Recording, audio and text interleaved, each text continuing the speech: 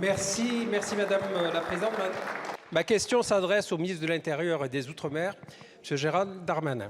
Monsieur le ministre, aujourd'hui, et contrairement à ce que j'ai entendu sur le sujet, je parlerai, pas politique, mais je parlerai d'amitié, de fraternité et des valeurs qui dépassent les divergences. On va parler football, parlons sport.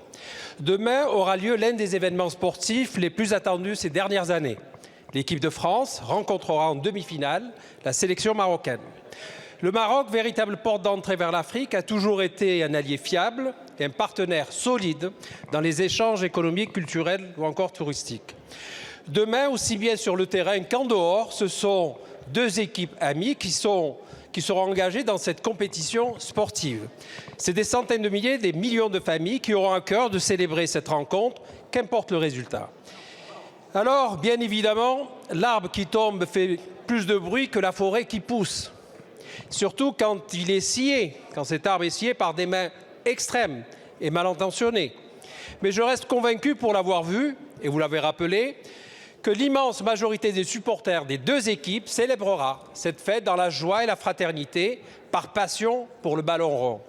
Demain, femmes, enfants, jeunes et moins jeunes se retrouveront pour célébrer ce match et pour rappeler le respect mutuel entre ces deux pays amis. Pour cela, Monsieur le Ministre, quels moyens allez-vous mettre en œuvre pour leur permettre de fêter ce moment historique, loin des quelques agités qui, sans foi ni loi, sport ou pas, ne chercheraient qu'à gâcher la fête que nous attendons tous?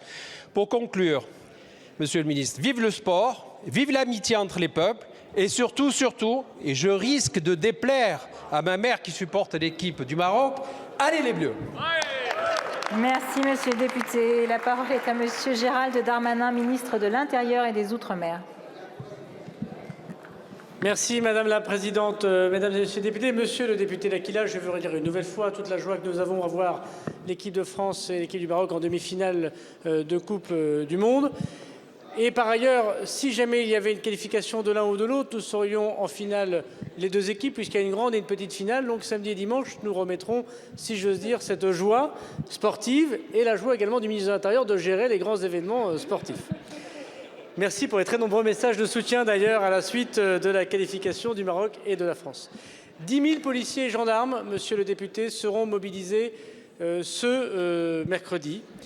5 000 sur la région parisienne, singulièrement autour des Champs-Élysées, 5 000 en dehors de la région parisienne. C'est 2 fois plus de policiers et de gendarmes pour encadrer ces manifestations de joie qui ne manqueront pas d'arriver, spontanées, souvent familiales, dans un contexte, je rappelle, de menaces terroristes extrêmement important. C'est la première menace, avant celle du désordre public. La menace terroriste, mais aussi dans un contexte de gel, de froid et peut-être de neige dans une grande partie du territoire national. 10 000 policiers, ça veut dire qu'à Paris, par exemple, je veux le dire ici, la circulation des Champs-Élysées sera maintenue, mais une grande partie des portes du périphérique seront sans doute dès 18h30 clôturées. Et nous aurons évidemment, avec la RATP, avec la SNCF, un certain nombre d'actions de fermeture de stations de métro ou de gares de RER pour pouvoir soit acheminer, soit pour pouvoir empêcher d'acheminer un certain nombre de personnes sur les grandes places de nos villes de France et singulièrement à Paris. Je veux redire aussi notre souci premier de protéger nos concitoyens et singulièrement les forces de l'ordre ou les biens. Et évidemment, le festif sera autorisé, il sera même encouragé. L'indélinquance sera combattue, mais c'est bien dans ce sens-là, monsieur le député, que vous avez posé votre question.